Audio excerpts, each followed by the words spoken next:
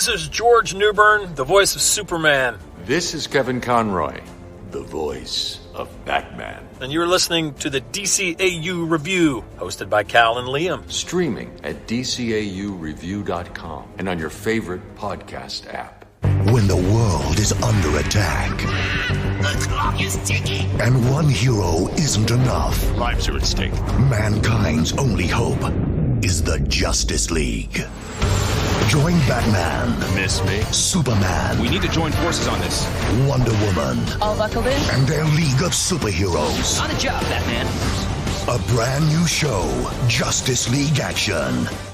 Welcome, everybody, to episode 266 of the DCAU Review. I am one of your hosts, Cal, and with me, as he always is, my good friend, good brother, the man that runs our Twitter account, it's Liam. Liam, we are in the last week of this month of June. Well, at least we are on the original recording date of this episode, but that means that we have decided, along with our dwindling amount of Superman content that we've referenced ad nauseum this month, we decided to take a trip around the multiverse. And the multiverse, of course, is on people's thoughts and minds pretty much in any movie franchise, but especially the DC movie franchise with the release of the Flash movie last week. But yeah, we are deciding to take a trip to a never before visited multiversal planet universe, and one that I'm excited to talk about with you today. That's right. Kind of a little bit of I don't know if you can say hidden gem when it's a show that aired on a major cable network in the US for 2 years, but yeah, it feels that way sometimes, I think. A little bit of a recent forgotten memory here. But yes, we are talking for the first time about Justice League Action. Lots of DCAU connections to this show that we'll get to in a moment here. But yes, we're talking about 2 episodes, since they are the shorter sort of 12-minute episodes, a la a lot of the modern Cartoon Network fare. We have 2 episodes to talk about today. First one being Follow That Space Cab, and the second one being Galaxy Jest. Absolutely. And that, of course, means that you get to share not 1, but 2 official IMDb synopses for this week's episodes, which of course are brought to you by the Pod Tower. Now, both of these episodes, as you mentioned, originally aired here in the States on the Cartoon Network. The first one, which is, you mentioned, Follow That Space Cab, originally debuted on January the 21st, 2017. And then Galaxy Jest appeared on February the 11th, 2017, meaning we're about 6 years out from these episodes originally debuting. And of course, before we get to our IMDb synopses, they are brought to you by the Pod Tower. That's right. If you are a fan of all things DC animation, if you love podcasts, or hey, you love both of those things, then I have a recommendation for you. Head over to youtube.com/thepodtower today and check out a myriad of different podcasts available for you, including the Watchtower Database's Jump on the Bat-Wagon podcast, the entire Tim Talk catalog, which covers the entire DC animated universe from Batman the Animated Series all the way up through Justice League Unlimited, and, wouldn't you know it, our entire catalog as well, all delivered right on YouTube for your easy listening experience. That's youtube.com/thepodtower. Head over and subscribe today. That's right. So this is the synopsis for the episode Follow That Space Cab, which is written by Paul Dini, directed by Jake Castorena, with music by Kevin Reipel, and animation by Sunmin Image Pictures. And that synopsis leads as such. Superman and Hawkman receive the help of an honorable space cab driver as they try to protect Mr. Mind from being captured by Lobo. The honorable space cab driver. Not sure why you use that adjective to describe him, but there's a lot of space cabbies out there, and not all of them adhere to a strict code of honor. But You have to be specific. The honorable Space Cab. right, maybe he's a judge as well, and like maybe space cabbing is his side hustle here, and we're That's right. The honorable Judge Space Cab. He's got like one of those syndicated television shows where he has like the different villains come on and argue over petty like small courts claims. That's right. Like the Dominers and the Gordanians get into like a zoning issue, and he's got to preside over that. I love that. Yeah. All right. Well, let's get into our synopsis of this first episode. Follow that Space Cab, and we kick things off where you know what, the name of this show. Okay, Justice League Action. Just briefly here, we tried to do some research about the show itself, and came back not necessarily confirming anything, but I think you and I can both hypothesize based on when this show started in development in 2016. I think early 2016 it was announced, eventually debuting in January or late December of 2016, January 2017. This was likely to hopefully capitalize on buzz that would have come from the Justice League live action movie, which of course there was buzz, all right, but maybe not the type of buzz that they were hoping for. So the corporate synergy was definitely pushing this out there, and there's a lot of familiar names involved with this. We'll talk a little about in a little bit. Liam, of course, you already mentioned Paul Dini, responsible for writing this episode, but Butch Lukic, Alan Burnett, a myriad of others that were responsible and involved with DC animation as a whole and the DCAU. Lots of connections here, and so these, as you mentioned, very short and to the point episodes. They are on average like 11 to 12 minutes each, and I think the title itself, Justice League Action, lends to the fact that you get pretty much wall-to-wall action in the 11 minutes. There's not a lot. You get the story kind of along with the action. You're kind of dropped in there. There's very little exposition that kind of explains who these characters are or where they're coming from. You learn who Space Cabbie is very quickly. It's like you're dropped into his cab. Literally, Superman drops into his cab after a fight in the middle of space happening between Superman and Jonas Glim and Lobo.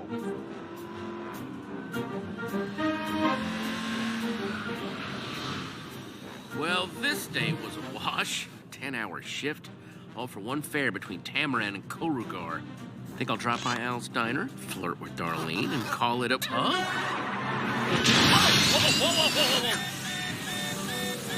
Whoa. What's... Superman? Hey, you're Superman. Wow, Superman in my space cab. Drive. Yes, sir. Where to? Away from them. Can't believe you took Superman out with one zap, Lobo. Yeah, Jonas, I always pack a red sun-powered blaster just for old Blue Boy.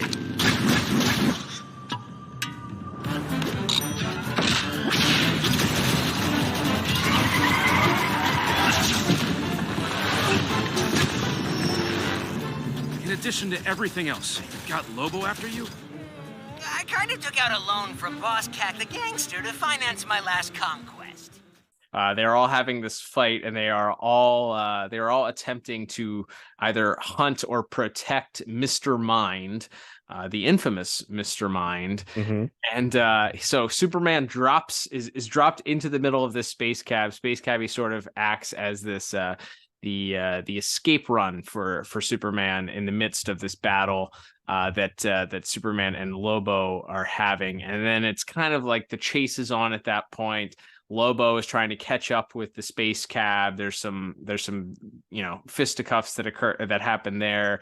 Superman is trying to get help from some of the other Justice Leaguers. He's able to call in some help, get help from Hawkman, who shows up. Mm-hmm.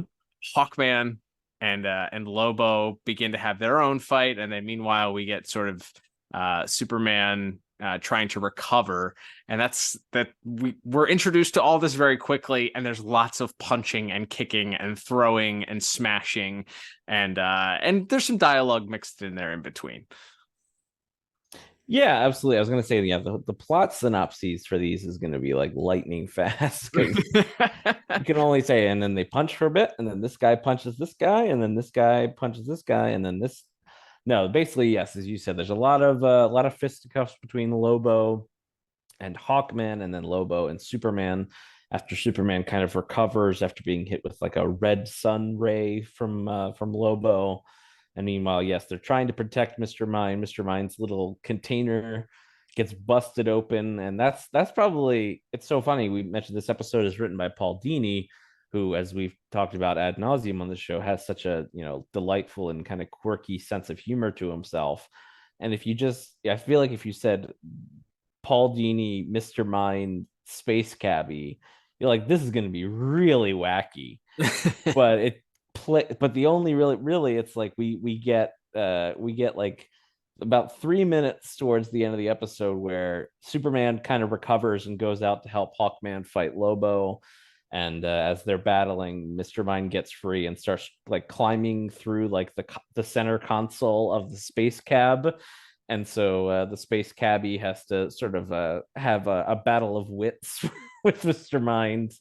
And Mr. Mind is seemingly out of reach and is about to outsmart him, but the Space Cabbie kind of plays to Mr. Mind's ego, mentioning that he's this world-renowned super criminal that almost destroyed the Justice League single-handedly, and he asks him for a selfie, and uses his camera with the flash on to blind Mr. Mind, which allows them to kind of recapture him. Pathetic hack! You're no match for the magnificent Mr. Mind. Mr. Mind?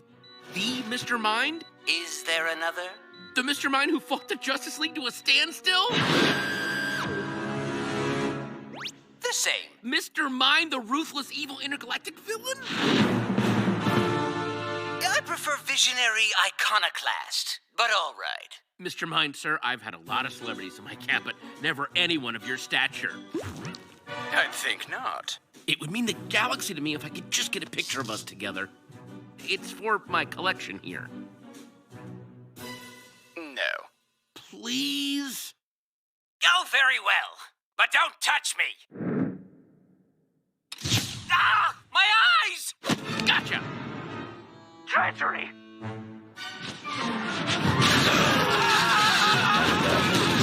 Bursting out of the space cab right as Lobo, Superman, and Hawkman are kind of fought to a standstill, and then in the scuffle, wouldn't you know it, Lobo accidentally steps on Mr. Mind and seemingly kills him. Like, I'll be honest, I'm not up to date on my Mr. Mind lore, so I was not aware that this was a character that could regenerate.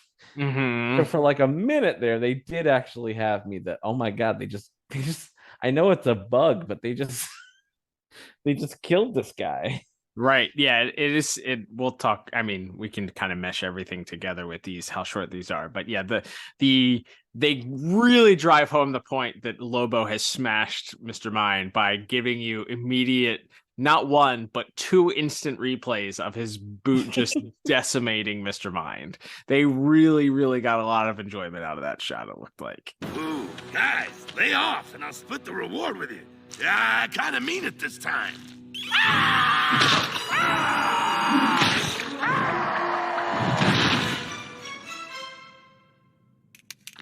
Dude, I got some mind on me. Oh, I may throw up.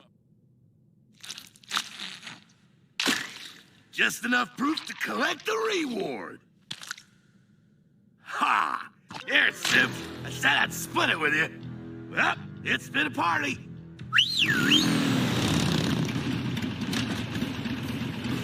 See you, Soups. Yeah, man. Captain Cluck Cluck.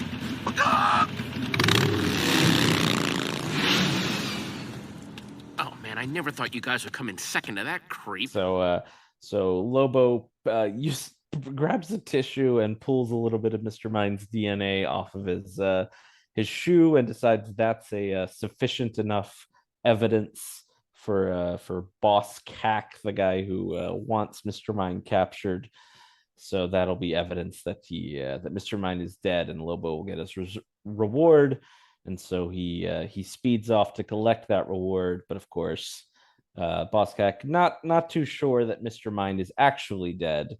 And right at that moment, we cut back to Mr. Mind, who has regenerated here, and he's so proud of himself having regenerated and seemingly outsmarted all of the heroes and then Lobo as well, only to discover that he's regenerated inside of another containment device, this time inside the Watchtower, with Superman, Hawkman, and Space Cabbie there to celebrate with another picture as we fade to black here on our first of 2 episodes. Yeah. So as far as the plot is concerned, it's hard, as we have sort of alluded to, based on the nature in the episode. It's very, very quick. I think I like the idea of Paul Dini writing an episode that includes sort of some of these ancillary goofy DC characters like Space Cabbie. You know, that's not one that you would probably, that the layman on the street would know. So Mr. Mind sort of lives on even through his even though his appearances in both Shazam movies were sort of like the legendary nerd out moment for those two movies.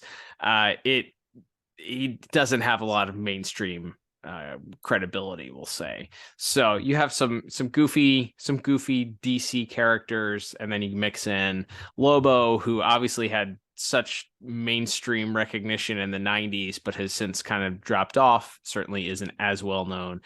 Mixed in with Superman and Hawkman. So yeah, you have some fun there, but I don't think there was enough time other than like the interaction between Mr. Mind and the Space Cabbie, where he manages to outsmart him by blinding him with the camera.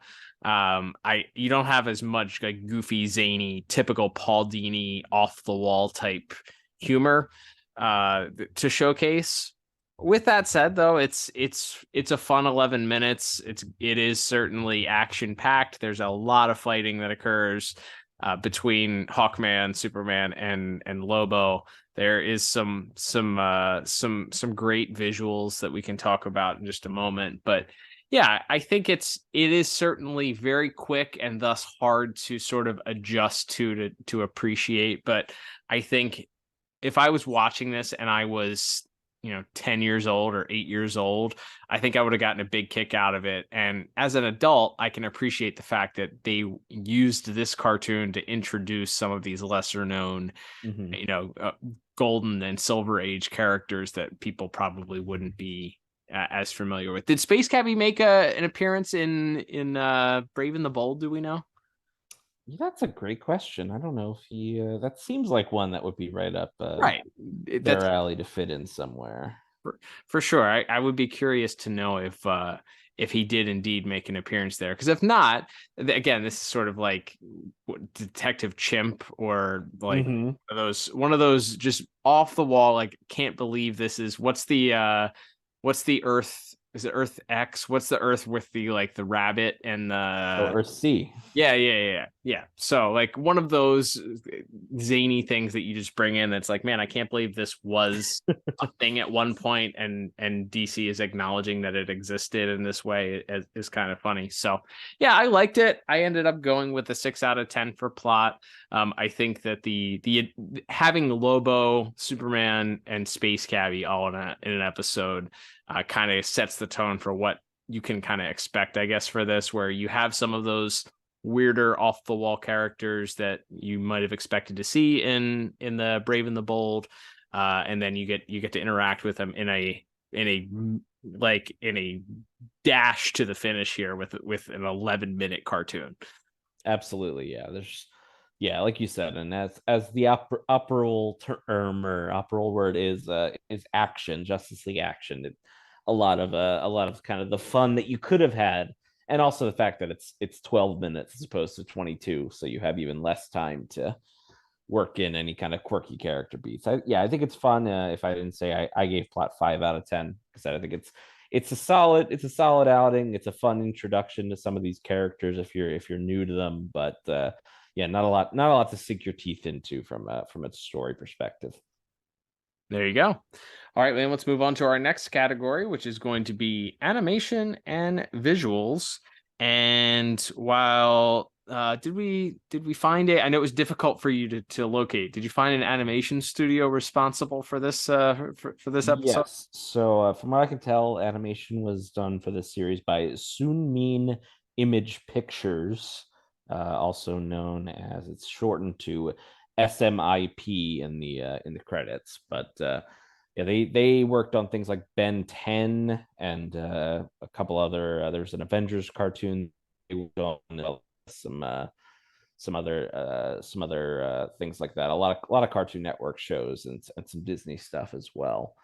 I think we can hop into our visual section here. Yeah, it's a lot. It's a very different style. Shane Glines is the lead character designer. He does a lot of work for the DC animation these days. Does a lot of the character designs for Harley Quinn and for, I think, some of the more modern DC animation movies as well.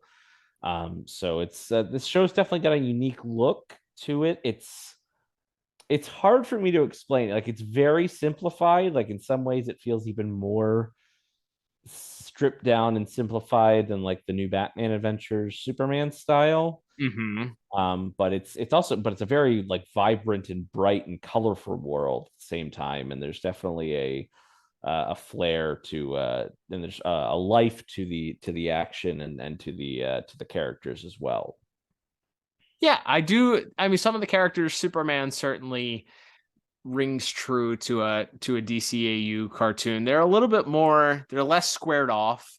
I think they're a little bit more angular than you would typically expect, but not as the jaws are definitely not square. So the jaws come to a point. Everybody's a little bit more angular, I guess. So maybe if you had a hybrid baby between like the Batman and DCAU, if they mated, you might come up with something that looks somewhat similar to this, I guess. I don't know, but as you mentioned, Shane Glines, of course, his work on Harley Quinn and a lot of other projects that he's been involved with. But yeah, I do like the overall aesthetic of the way that the show looks. It doesn't look like a copy and paste from any other show necessarily, but it also doesn't feel alien completely.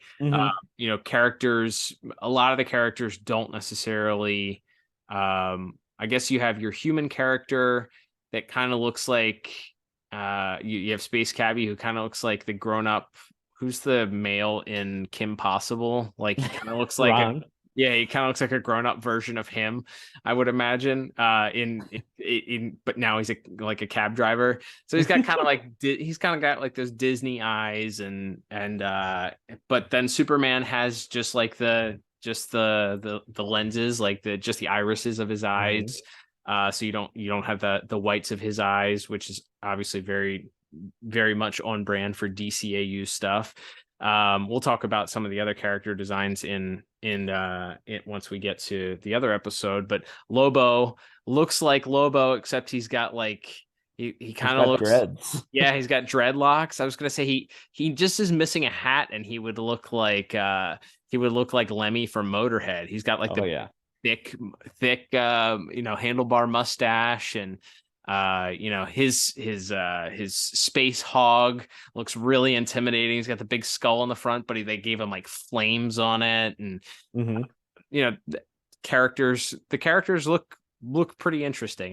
It's definitely eye-catching, that's for sure. So I don't have any complaints about the actual character designs for the show. I think they all kind of fit together, and it kind of feels familiar while also separating itself and clearly saying like this is different than any other cartoon. Yeah, the Hawkman design, I feel like stood out to me a lot across these two episodes. I'm so used to, because they give him kind of like the really old school, like golden age Hawkman look with without the big wings on the helmet. So he just has like the real sleek mask with the little kind of bird beak in the front, and then these kind of like amber colored wings, and then like the green and gold armor. So yeah, they definitely didn't lean too heavily on. They definitely, I think, kind of forged their own path as far as the actual costume designs and things like that, and the color palette they used for that. So that certainly stood out to me. And then yeah, as we said in this first episode, it's a lot of action between Superman and Lobo, and then Hawkman and Lobo, and then all the big explosions. As you said, the kind of dramatic replays of Mr. Mind getting squished is a lot of fun as well. So yeah, I ended up giving visuals a 7 out of 10 for this episode. I think it's fun. I do think, yeah, there's something where like Superman's is kind of very squared off, but a lot of the other characters, yeah, it's very kind of like very angular, very kind of sharp shapes. Like Space Cabbie has this very pointed, sort of more triangular face and everything there. So I think they gave everybody kind of a unique look. It's not kind of the one size fits all male or as we'll get to in the next episode, female bodies. In this episode, they kind of, everybody has a really kind of unique look to themselves, which I kind of appreciate here. So yeah, I think it's a fun, solid episode. Like I said, it's a lot of action. I like the Hawkman Lobo fight might have been my favorite part of it, and not a lot of 3D animation too. Like the vehicles and everything seem to be 2D animations. So I appreciate that too, because as we've talked about, that could be kind of jarring at times in these shows. So yeah, it's a pretty fun romp from a visual perspective. Yeah, I agree. I actually gave it the same exact score. I gave it a 7 out of 10. And yeah, I did notice, I think the Space Cab is, I think that was a CGI vehicle with the cell shading over top of it, but it's interesting to see how well things have progressed. This obviously in 2017, coming out then. I'm trying to think about the things that we've maybe, what have we reviewed that would have been before this that had CGI? I guess Brave and the Bold, right? Which was like more 2011 to 2013 ish. So this is even a couple. Yeah, and we've broken into some JLU and Justice League that have the CGI javelins and stuff. Yeah.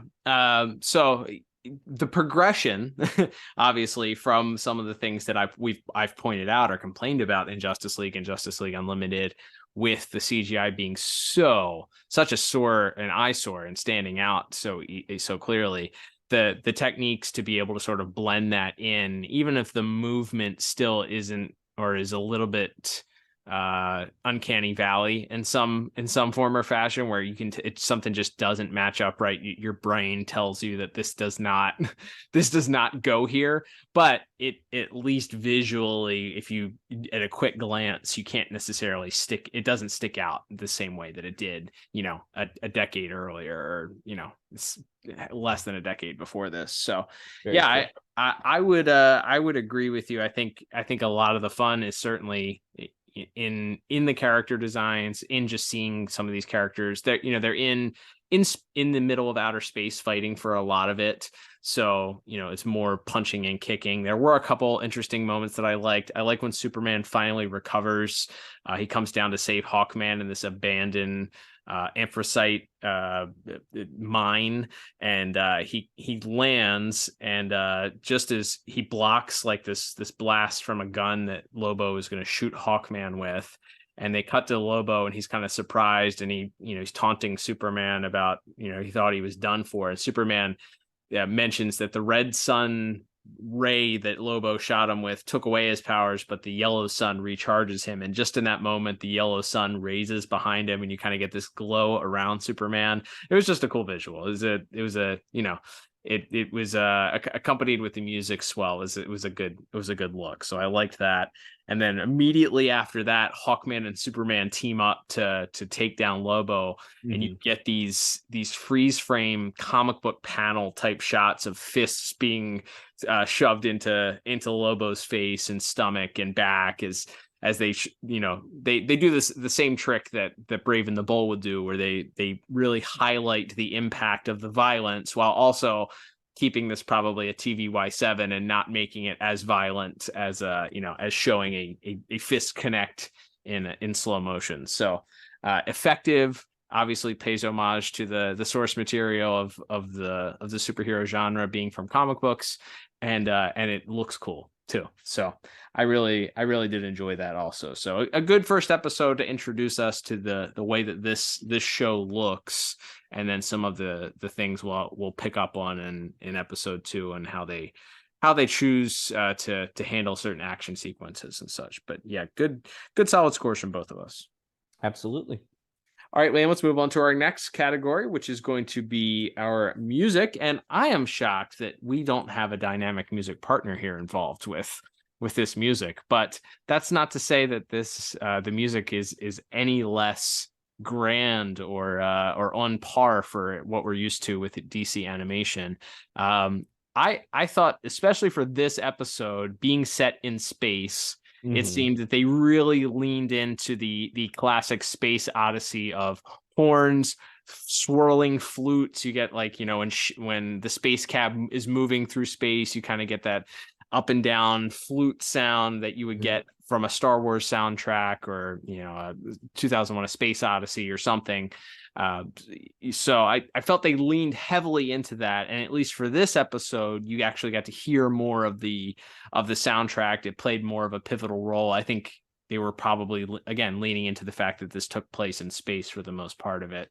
Hey, it's in the name too, space, all that space cab. But yeah, I really liked the music. I didn't think that there was one piece other than, like I said, maybe the swirling flute and some of the horns that were clearly brought in to homage those great sci-fi soundtracks of old. But I ended up giving music a pretty strong 6 out of 10 regardless. What about you? Yeah, I went just 1 point higher. I went 7 out of 10. I think it's I think for all the reasons you just mentioned, it's got that very grandiose sort of sci-fi, Star Trek, Star Wars feel to the music, as you mentioned. It's a lot of fun, and I guess we could talk about over the 2 episodes. The main theme, I will say, and this is something I think we mentioned with, might have been Young Justice's theme, but there's a real nightly news quality to this little Justice League action music that plays at the start of each episode over there. Seemingly very, if we didn't mention this in visuals, very kind of Super Friends inspired opening, where we have all the villains and then all the heroes clashing. Yeah, it's certainly pays homage, I think, to the Challenge of the Super Friends. I think that's undoubtedly a wink and a nod in there someplace. But yeah, and because this is an 11-minute cartoon, whereas with your 22-minute cartoon, you typically devoted 30 to 60 seconds to an entire credit scene. This, again, it's rapid movement. You get villains, then heroes, then villains, then heroes again, and then we're done. And yeah, so that may even more so feel like it's a nightly news type intro there. You expect your weatherman and sportscaster to show up. Absolutely. But yeah, strong 7 out of 10 from me and 6 from you. So yeah, like I said, I like the space odyssey quality to it. All right, Liam, let's move on to our final category for this episode, and that is going to be our voice actors. Not a large cast, but we certainly have some memorable folks involved with this week's voice actors. A couple of familiar names. One probably more familiar than almost any of the other ones. But let's talk about our small but mighty voice cast for this week. Absolutely. So we have, speaking of small, we have Oliver Vakir playing Mr. Mind, a veteran voice actor. He gets to bounce off our Space Cabbie quite a bit. He gets to, I think, show off a little bit of his comedic side as the episode goes on. They put some kind of because the character Mr. Mind is literally a worm, he talks through this weird little voice box. So there's this kind of like old-timey radio effect that they put on his voice, which I appreciate. I thought that was kind of a neat quality to it. And kind of because it just makes that character feel even more like fell out of a comic from the 1940s. For sure. Yeah, absolutely. Yeah, the little effect, he's talking out of this voice box attached to his chest. And it does feel like it's something that you would have seen in a cartoon from that era. So, the voice box has to translate this alien voice into or speak for this alien conqueror on his behalf. So gotta love that. Absolutely. And then as playing the voice of Lobo in this one, another familiar one to people who have listened to our show for a little bit. That's John DiMaggio playing Lobo here. He's got kind of like a southern, I guess, and maybe with the dreadlocks and everything in the Fu Manchu, they're kind of going for that raspy, like Dog the Bounty Hunter quality to him. What hit me?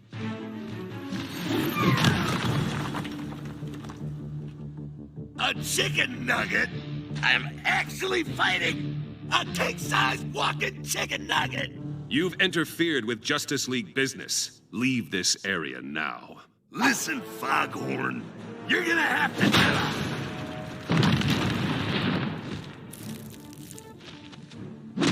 Okay, all right. Big Bird's got some game. But the mean man plays dirty.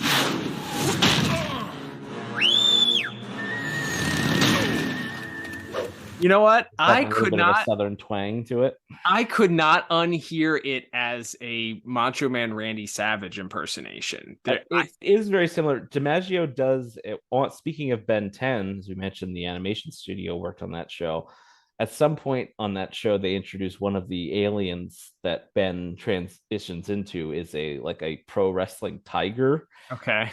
And it's that voice. So I do think there's a little bit of a pro wrestling 80s pro wrestling twang or slant to this voice for sure. Yeah, I couldn't stop hearing it. It did drop out at times, but there were just certain things that sounded like somebody who wasn't necessarily trying to do a straight up impersonation of the Macho Man, but there was just certain things that he said that was like, that sounds like straight up 80s cream of the crop Macho Man Randy Savage there. Like, and then the visuals, obviously the long flowing hair, the mustache, certainly lend to that potentially being an inspiration for Mr. DiMaggio. But I loved his performance, but also couldn't help but keep hearing and expecting him to say, "Ooh yeah,"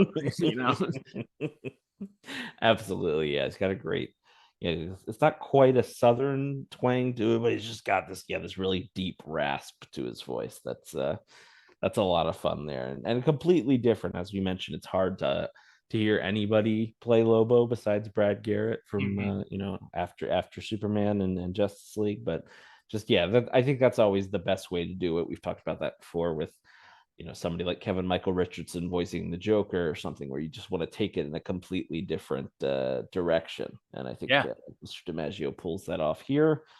And then elsewhere in our cast here, we have Jason J. Lee as Superman and also Troy Baker, speaking of another former Joker voice, as Hawkman.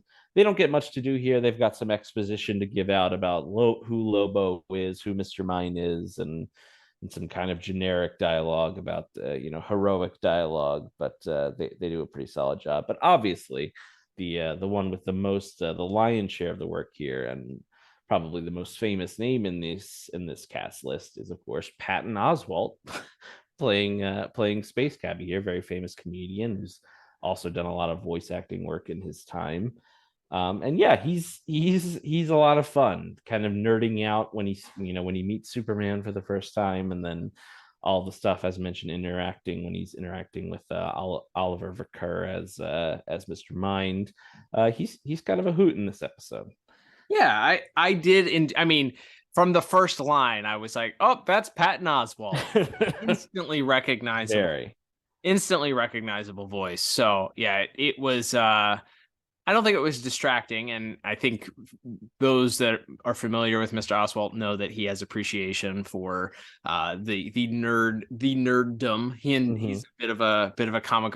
He's one of us. You could say that. So he's played that role in Parks and Rec and myriad of other different roles that he's played. So here he gets to play an actual hero. He's an off the wall, sort of in awe of not only Superman and the Justice League. I love that in his cab he has these different photos with people that he's taking pictures with. Big Barda, I think, was one of them. Kilowog, I saw him there. Yeah, Kilowog was definitely made an appearance. There were a couple of other cameos there, and then of course you also get the shot at the end with him and Hawkman as the closing shot. I loved that. And then, of course, him taking the picture with Mr. Mind is ultimately Mr. Mind's undoing. So, gotta love that. But I think Firestorm also was one of the shots there with Black Canary. But anyway, I think Mr. Oswald does a good job. Again, it's instantly recognizable. He kind of has the main dialogue for the episode. A lot of the other is just fighting and one-liners and quips between the rest of the cast. But he's a solid job. He's a good actor. He does the voice well, believable as the Space Cabbie. I'd be okay with casting him in a live action Space Cabbie role if there was a call for it, Absolutely. He'd be perfect for that role. And we're in a brave new era of DC movies, or we're about to be, allegedly. So there's room. We can find a space James Gunn loves those weird characters. So if anybody would put Space Cabbie into a live action film, I believe the hands in which the DC Films universe are in would be the one responsible for that. So yeah, we can make that happen. But yeah, overall, I will just add one additional thing here as far as our voice of Superman. My note that I wrote down was he sounds like if you told AI to clone George Newbern's voice. Like, he sounds like there are times where he sounds nothing like George Newbern, but there's a lot of the same inflections. It's like you sped George Newbern's voice up to like 2.5 speed and then plugged it into an AI to have it be cloned. Like, it's very, very similar. There were times where I was like, gosh, that sounds so much like George Newbern. So in a way, it worked for this episode, because it was like, all right, we have all these new voice actors in this show, nobody that I'm really familiar with. So that kind of felt like, all right, Superman is still Superman, even though it wasn't George Newbern. It's kind of like when you get Troy Baker to come in and play the Joker. It's like, kind of sounds like the Joker, kind of sounds like Mark Hamill. Oh, that's definitely not Mark. Is it Mark Hamill? Like, I kept doing that. Like, is it George Newbern? No, it's not George Newbern. It's not George Newbern. But yeah, we'll just say that. So overall, I ended up really enjoying this voice acting cast. Overall, I think everybody is solid, and ended up giving it a 7 out of 10. What about you? I ended up with the exact same score of 7 out of 10. I think it's a solid effort. Like we said, I think maybe you don't quite take full advantage of the comedic potential of getting all of these characters together, because so much of it is action focused. But overall, what we get is still a lot of fun. Absolutely. All right, Liam. Well, it's time to total up our scores for this first episode of Justice League Action. Totaling everything up, I end up with a 26 out of 40. What about you? Yeah, and even though I don't think we agreed on every category, it somehow evened out that I am also at a 26 out of 40 for this first episode. There you go. Hard to recommend these as rewatchability. Would I rewatch this? I will say that just so that I made sure I took advantage of the fact that these were 11 minutes, and just to make sure that I really, really, really got what I could get out of this being the first time, I did watch this episode twice in preparation. So I guess by default that says rewatchability, yeah. But these feel like bite-sized enough where if you wanted background noise to put on, it's kind of like Teen Titans Go. Like, I appreciate Teen Titans Go. You can put Teen Titans Go on while you're scrolling on your phone if you want background noise. Check back in, hear a funny line, check back out, see a funny gag, check back out. Like, so it feels like these could be in the same vein. because it's a lot of action, of fighting, a lot of punching, and not a lot of dialogue. So yeah, I guess it's a one thumb up for a rewatch if we're gonna do that for these. Yeah, like you said, it's kind of tough because these all feel kind of self-contained to an extent. There's not a lot of hand holding. It's just kind of, here's some characters and they're gonna go on a quick little adventure. So, but yeah, it's fun, and I think this is a great, like you said, if you're like you said, I think at the start, like if this came on when I was like 10 years old, I would have devoured it, just because of how many like weird and cool characters got used across this show, and kind of lesser heroes got used across this show. So that it's kind of a fun way of doing, like, it's a good introduction, I think, to the larger DC universe and some of those wacky, more forgotten characters like a Space Cabbie. So yeah, there's definitely something to this, if you're watching or rewatch, or looking to rewatch it, if you perhaps watched it when it originally aired. Absolutely. All right, Liam, let's move on to our second episode of the day, which means, of course, we will get our second official IMDb synopsis, also brought to you by the Pod Tower. Make sure, if you didn't do so after our first announcement, head over right now to youtube.com/the Pod Tower and subscribe to get our entire catalog. And here are other 265 plus episode reviews right there. Absolutely. So this is the synopsis for the episode Galaxy Jest, which is written by Dwayne Capizzi, directed by Jake Castorena, music once again by Kevin Reipel, and animation once again by SMIP Co. And that synopsis reads as such. Wonder Woman and Superman have to rescue Joker from Mongol, while Batman and Flash try to stop the Clown Prince of Crime's massive laughing gas bomb hidden somewhere in Gotham. Not bad. Yeah, that covers. As we said, this is this one. There's a little bit more to sink your teeth into from a story perspective. We open with a Batman Joker Batmobile car chase already in progress, and the Joker's crashes his car. Batman seemingly has him dead to rights. We find out there's a laughing gas bomb, as mentioned in the synopsis, about to go off. But before Batman can cuff the Joker, a strange yellow beam shoots down from outer space, and the Joker is abducted. The clock is ticking.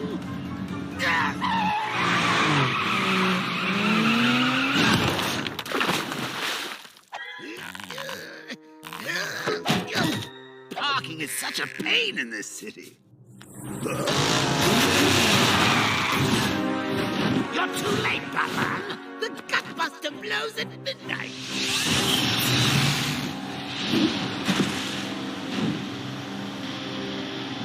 Good thing I didn't wear a skirt. So Batman calls in the rest of the Justice League to try to track down the Joker, while so he sends Superman and Wonder Woman into space to track down the Joker, while he and the Flash continue to try to search Gotham for this giant laughing gas bomb. And we find out very quickly that the Joker has been abducted, which I think it's funny because it's like, if you thought one of these two episodes was written by Paul Dini, you would think it was this one, because right, the plot is so funny of an idea, and to credit to Dwayne Capizzi, who did write this episode. But that Joker is kidnapped. We find out he was abducted by Mongol and taken to sort of this mobile ship with him and his followers, because they want to court Jester, pretty much. They've heard tale of this famous Joker from Earth, and they want to hear some jokes. Many thanks for facilitating my escape, kind alien brute, sir. I am Mongol of Warworld. A vibrant cultural epicenter worth visiting, I'm sure. But if you wouldn't mind dropping me off at the abandoned amusement park 3 miles south of Arkham Asylum. I am Emperor Mongol.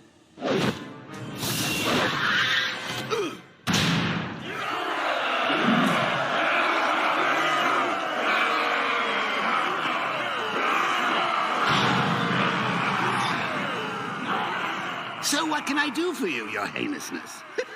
You are Joker of planet Earth. I am Joker of Earth. This is fun. Make warriors laugh or suffer.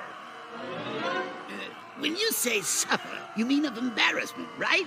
And that leads us into and we'll talk some about this probably in visuals and voice acting too, but like a montage of different joke styles that the Joker tries out, including some traditional knock jokes, and then sort of he transitions into like a Seinfeld observational humor about superhero names and stuff. It's great. He does puns, knock jokes. He does the observational humor. Then he talks about he plays off of Batman and his in the Seinfeld humor about his obsession with different bat things, then using superheroes' choices of naming themselves these giving each other these grand names. Very, very, very, very funny that he's sitting there doing this, and no one is laughing. Not a single laugh. Good evening, ladies and germs. Why don't alien invaders eat clowns? Because they taste funny.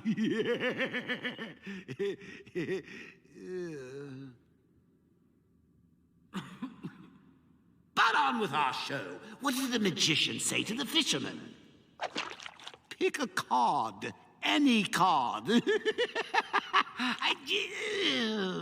Aquaman doesn't care for that one either. An alien walks into a doctor's office with a duck on his head. Doctor says, "Can I help you?" Duck says, "Yeah, get this alien off my butt." Hey, folks, what's the deal with Batman's gadgets, huh? I mean, batarangs, bat cars, bat signals. Dude, we get it. You love bats. And what's the deal with superhero names? I mean, Superman, Wonder Woman. You don't see me calling myself Awesome Joker. What would you find in Superman's lavatory? Why can't you Super Bowl?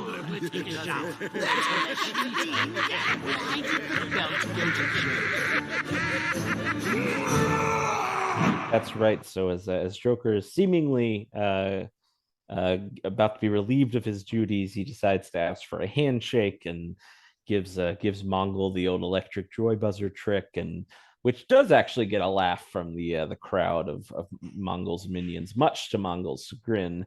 So as he goes to take Joker and throw him out an airlock, we see the first of our space traveling heroes has arrived. As Superman arrives, saves the Joker from being thrown out the airlock, and then he and Mongol proceed to have a big old punch up for several minutes, and eventually Wonder Woman arrives as well in a spacecraft and takes on dozens and dozens of Mongol's minions.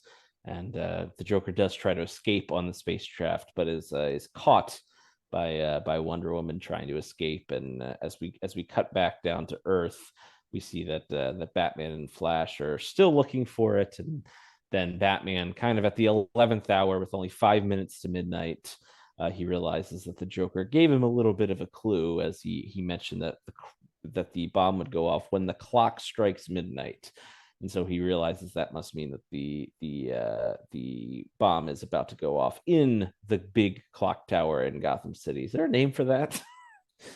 Every version of Batman has a giant clock tower in Gotham City, but it's not like named after anybody. I don't think. The Justice League Action Wiki simply calls it the Gotham Clock Tower.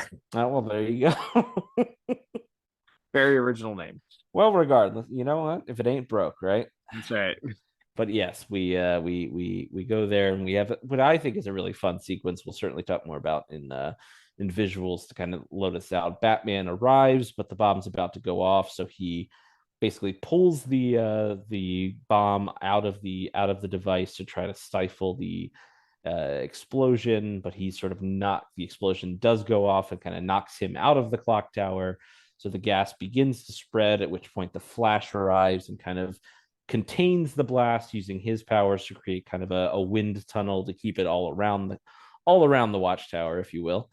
And then Superman arrives back from Earth, arriving back with Wonder Woman, and Superman does the classic Superman thing. He flies around in a big tornado, and then uses his super breath to inhale all of the gas into space, which is funny because as he's carrying it in his mouth, he himself begins to chuckle from the laughing gas, which I think is a good bit.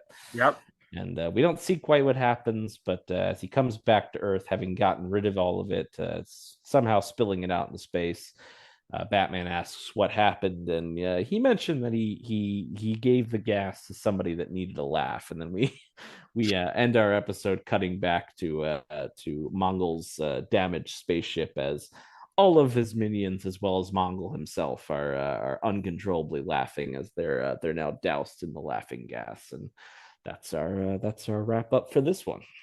I know we've had our differences, but I want to let you know I'm available for the Justice League holiday party.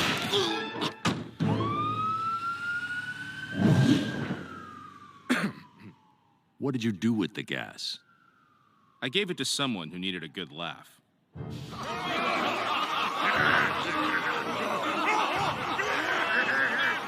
Hey, Superman! Oh, I really hate Superman. I really. Yeah, I enjoyed this one, as you mentioned. The idea, if you're gonna do these 11-minute cartoons, I mean, you gotta sacrifice one thing or the other, right? You gotta have all action and very little to no plot, or you gotta have all plot and little to no action. And I actually felt like this episode maximized as much as they could out of both. It's a classic tale. Joker has a bomb. Batman has to stop him.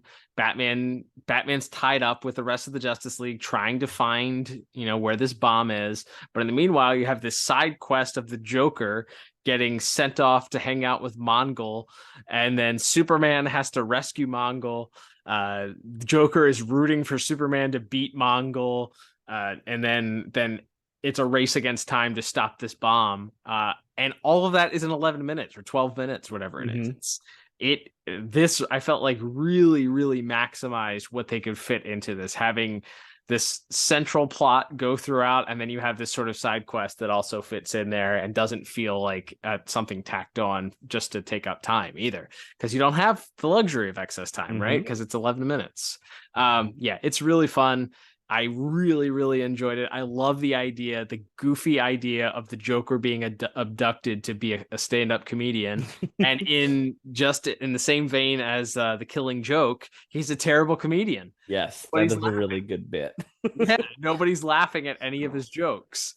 Of course, he chose things that these brutes are likely not familiar with as his comedy, but as his subject matter. But he's still not funny. Nobody finds it funny until he does something with slapstick, and then that nearly gets him killed. So yeah, I really enjoyed this. I love the goofy idea of it. The rest of the episode around that little side quest is sort of standard fare, but even in the midst of that, you get the punchline at the end with Superman sharing the gas with Mongol. So I enjoyed it. I ended up giving it a solid 7 out of 10. What about you? Yeah, I gave it 1 point higher than 8 out of 10. Like you said, I think they really maximize their minutes. You still get plenty of action and fun superhero stuff. We'll talk about it. I really like the way they structured that ending there, where Batman pulls the bomb out and then Flash kind of contains the gas, and then Superman takes, sucks it all up and then takes it into outer space. Like seeing the Justice League teamwork there, where everybody kind of uses their different skill set to problem solve, and then you get, like I said, plenty of punching for you in the middle of the episode, and then this really quirky and funny idea of the Joker being forced to perform stand up for a bunch of aliens is a lot of fun too. So yeah, just a hoot, and a very breezy 11 or 12 minutes here. All right, Liam, let's move on to our next category, which will be animation and visuals. And we talked a little bit about, obviously, in our first review, the way that these characters look. We get a couple of additional characters, other than Superman, of course, returning. But we get our first appearance of the Dark Knight himself, Batman, who looking very much like his New 52 costume with a gigantic bat. None of these superheroes have underpants on the outside of their costumes either, by the way. Superman, no red underpants. Batman, no black underpants. Sure. I was gonna say the Batman design, he's not big in buff. He's not the tank that the Ben Affleck Batman is, but it seems like maybe it's kind of based on that suit. Yes. Got like the real short ears. He's got like a black utility belt, and the suit's gray, but it's like a very, very dark gray. So it seems like, I mean, this was in production kind of around the same time as that, as Batman versus Superman and Justice League were coming out. So that's probably not a complete coincidence. And kind of similar with Wonder Woman, she has, kind of the Roman skirt or the sword and the shield and her action beats as well. So big thigh-high boots also. So this does feel very influenced by the live action costumes of the time. Yeah, no doubt. So we also get the Joker obviously appearing here, and Mongol. Joker looks pretty standard to Joker fare. He does have these sort of creepy yellow eyes that they gave him, which obviously we had a Joker with yellow eyes first appear in Batman the Animated Series, so we're familiar as far as DC animation is concerned with a yellow-eyed Joker. But this one, something about the color palette that they used, it almost feels like he's jaundiced at times, especially because there, at least initially, you don't really see the red line around his lips. So I think in the first couple sequences, it's either so thin that I didn't notice it, or it's not there, and then it's added later on in some of the close-ups. You kind of see it towards the end of the episode. So, he looks a little bit like the color palette is a little bit darker. It's not as bright and goofy as you're used to with like I think the Joker with those yellow eyes. It's not quite the same neon, or I don't think it's not neon, but like I feel like the Justice League colors were sort of a muted neon in that way. And then obviously the animated series was more straight up brighter colors. These it just feels like it's a little bit dark. It has like a dark wash over it or something like that. So we'll talk about in our voice acting here shortly. It certainly feels like the Joker in a lot of ways. Mongol is more of a Hulk-like character in this episode. He certainly towers over the majority of the characters here, but and looks more I guess closer to his look in the comics. His face is a little bit off. I feel like they did something to his face where he wasn't as expressive. Maybe he's missing his nose or something like that. Like he doesn't have as defined a facial features as we're used to. But yeah, overall, everybody looks okay. There's certainly some interesting. You get a Batmobile here. We get to see the Batmobile. We get a Joker truck, complete with Joker faces and ha-has written on the side of it that I thought was great. The sequence where the Joker's giving his stand-up, I love that. It's sort of, again, you are limited on the time that you have here, so they kind of overlay, and you have these transitions of him telling the different jokes. So things are passing by on the screen as he's telling them, and then overlaid on top of each other. And then it sort of the crescendo is all of these jokes, all of the voices start running together, and you get these different neon faces of the Joker that was pop really up. neat. I really liked that. I thought that was a neat way. And that, again, that's also something that feels like an homage you would see in a comic book panel. Like it's something that it gets the point across of what they're trying to communicate to you. It's all of these different things overlapping to the point where Mongol just screams out in anger to stop. So yeah, I loved that. There's also the fights between Mongol and Superman are great. I love as the Joker is about to be expelled from the ship because Mongol is furious at him for using the Joker buzzer. He's about to evacuate him from the ship by throwing him out into space. And just as he opens up the door and the wind is rushing out and the air is rushing out, Superman is completely in shadow, flies in. And the door shuts behind him. And as Mongol or right before that, though, Mongol throws the Joker towards the door, and Superman catches the Joker by his head. It was so great. But yeah, I really enjoyed that. And then the fight between Superman and Mongol, there's a sequence that happens where Superman flies into Mongol. He flies him up. The camera cuts and Superman is flying towards you. So he flies up, the camera follows him up, and then he pushes him back down. The camera cuts and then he's pushing him back towards your point of view at that point. But I thought that those were all done really well. And then you mentioned the sequence at the end with the disposal of the Joker gas, I thought was really, really well done. So overall, I thought things were really well animated. I really enjoyed the way things were done. And I ended up giving animation and visuals a very strong 9 out of 10.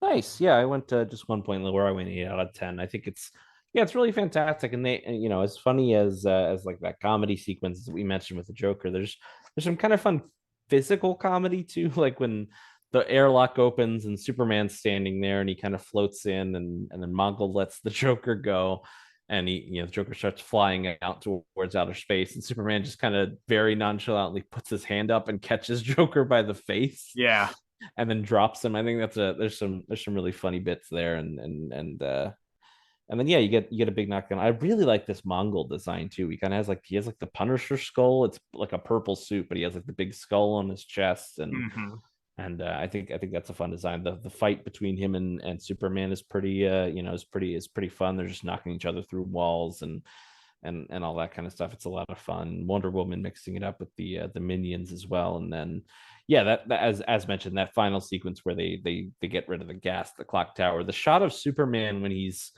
flying around the clock tower and creating the tornado.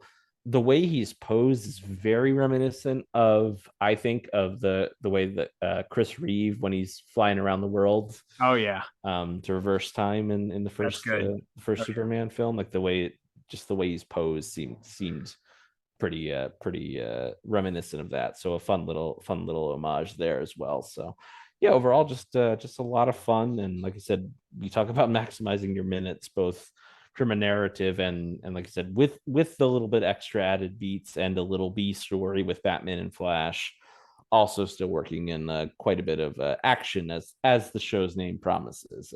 No small feat. Yeah, I agree. That's reflected in both of our really high scores. All right, well, let's move on to music for this week for this episode. And as much as I felt like the music stood out in the first episode, I will say that it felt like the music for this episode took a back seat. I think some of that is likely because of the voice actors that were involved with the episode. You don't have a lot of room with our time frame, with the amount of dialogue. There was actually a lot more dialogue, I feel like, in this episode than there was in the prior episode.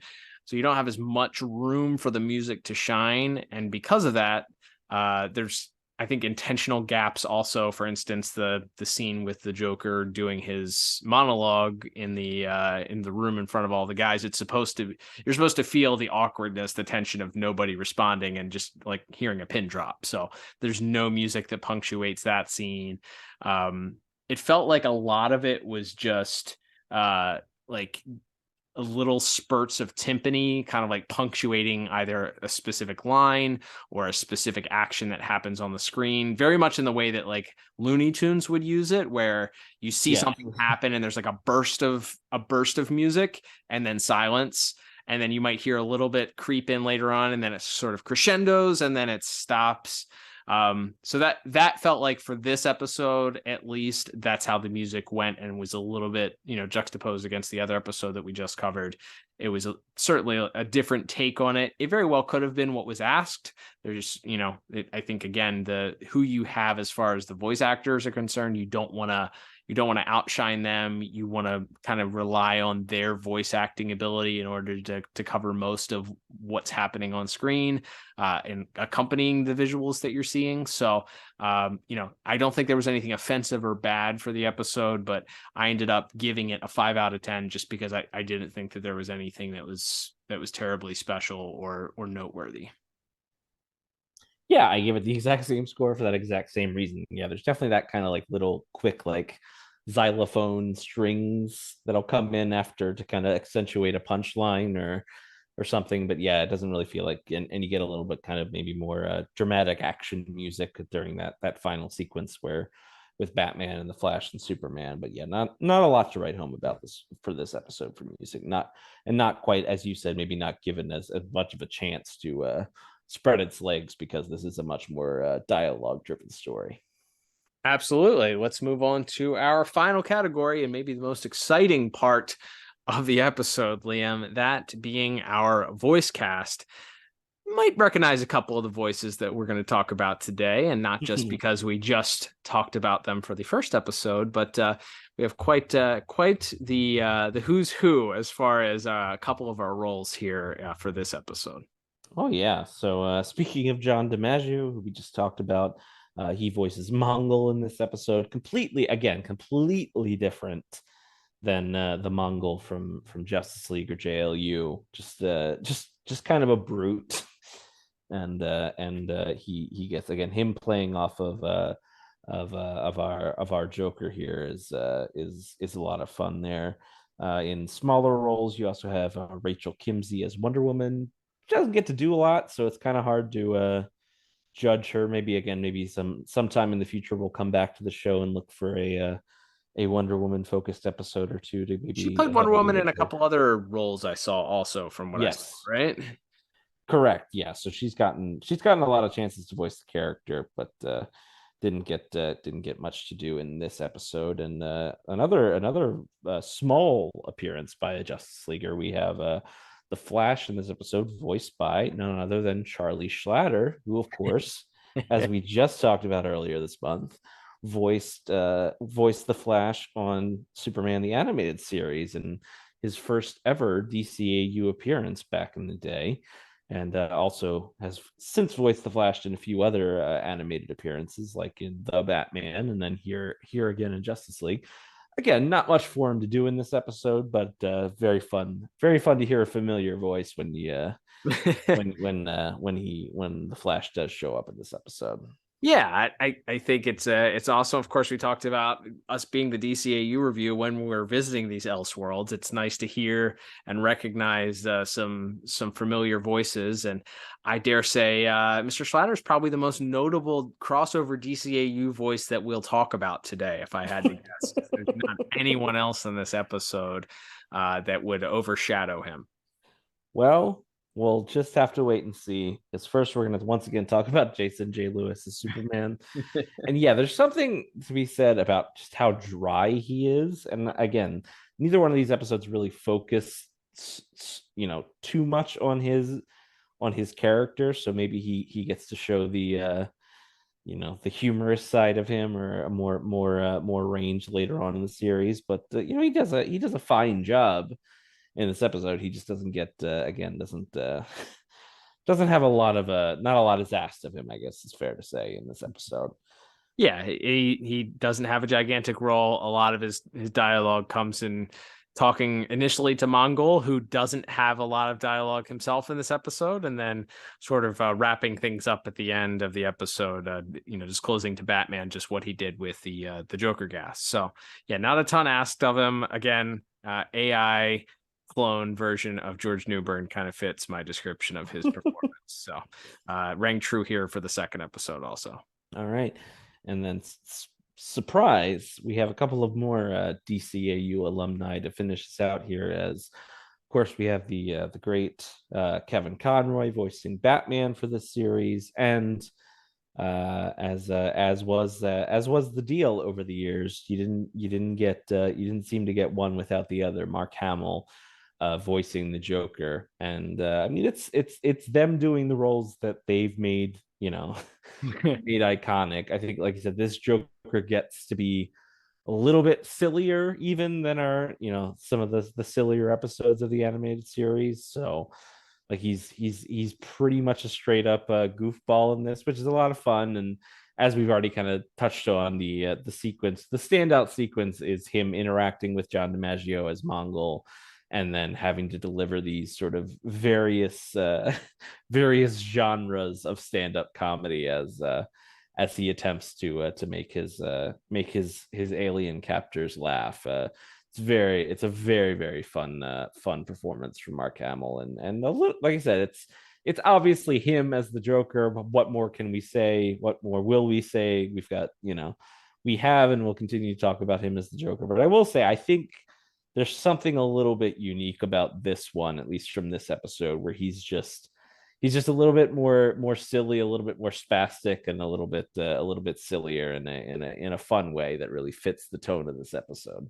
Yeah, I think if you're comparing this, like, it doesn't have the off the wall sort of silliness of Teen Titans Go, so it's not that silly, but it's certainly more on the somewhat goofy side. It's not a parody. It's not a mockery. It's not even tongue-in-cheek humor. There is still like a serious undertone to this, but there is. It sounds silly saying it when all we do is talk about cartoons, but it's just a little more cartoony. Like it's a little bit more. There's like a dash of Looney Tunes that's like in this DNA.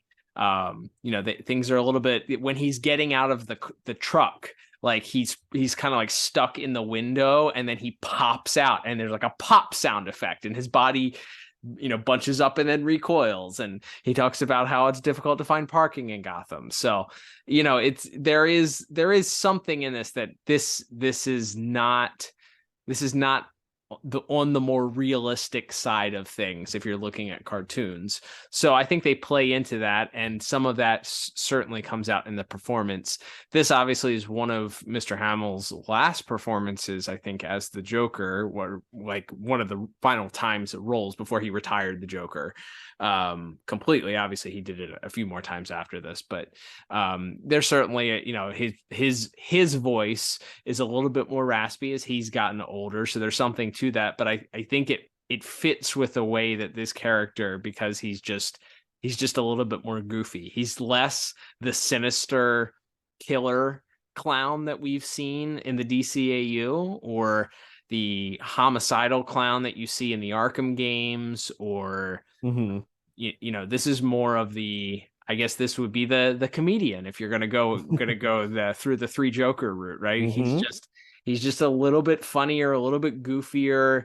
I would say that probably fits who this Joker version of Mark Hamill is, if we're going down the three Joker route. So yeah, it's unsurprisingly very good. I think the when he said "Go Superman," and then he pauses, and then his face scrunches up and he goes, "Ooh, yuck." It's like that classic Mark Hamill. Like, love it. Yeah, really, really unsurprisingly very good at playing the Joker. Yeah, absolutely. It's a lot of fun, and like I said, just another side all these years into the role is always fun to see from Mr. Hamill. So yeah, for a pretty strong voice cast, obviously bolstered by Mark Hamill, I gave voice acting another very strong 8 out of 10 for this week. Yeah, I went just 1 point higher. It's hard for me to have Kevin Conroy and Mark Hamill in a cartoon playing those roles and not just be giddy inside and enjoy it. It just gives me the feels. I love it. There's no one better.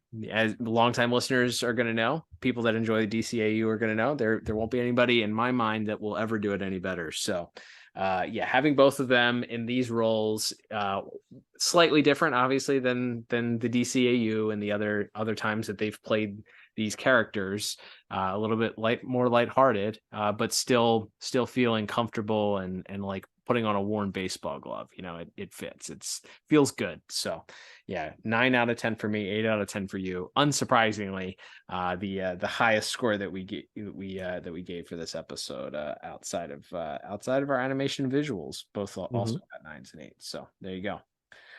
All right, Liam. Well, that will begin to wrap this episode up. So totaling everything that I have here, I end up with a pretty impressive 30 out of 40. What about you?